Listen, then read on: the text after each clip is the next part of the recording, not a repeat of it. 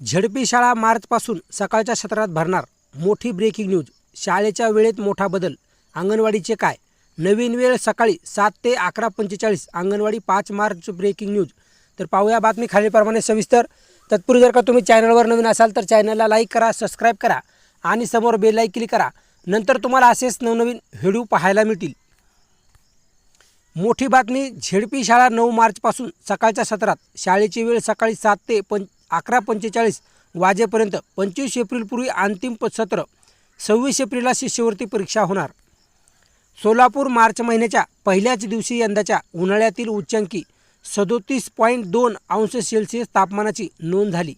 मंगळवारी देखील तापमानाचा पारा 38 अंशापर्यंत पोहोचला होता. हवामान खात्याच्या अंदाजानुसार अख्ख्या मार्च महिन्यात तापमानाला असणार आहे 33 ते 39 अंश सेल्सिअसपर्यंत तापमान राहणार आहे. या पार्श्वभूमीवर जिल्हा परिषदेच्या शाळा 9 मार्चपासून सकाळच्या सत्रात भरवल्या जातील. त्याचा निर्णय 2 ते 3 दिवसात जिल्हा परिषदेच्या मुख्य कार्यकारी अधिकारी कुलदीप जगम घेणार आहेत. सोलापूर जिल्हा परिषद 2795 शाळा आहेत. त्या अंतर्गत 2.25 लाखांवर विद्यार्थी शिकत असतात. उन्हाचा तडाखा वाढत असल्याने सकाळच्या सत्रात शाळा सुरू करावी म्हणून काही शिक्षक संघटनांनी मागणी केली आहे. मात्र अजून त्यावर निर्णय झालेला नाही. प्राथमिक शिक्षणाधिकाऱ्यांनी मार्चमधील 3 दिवसाच्या तापमानाचा अंदाज घेऊन मुख्य कार्यकारी अधिकारी कुलदीप जगम यांच्याकडे सकाळ सत्राचा शाळा भरवण्यासंदर्भातील प्रस्ताव पाठवला आहे.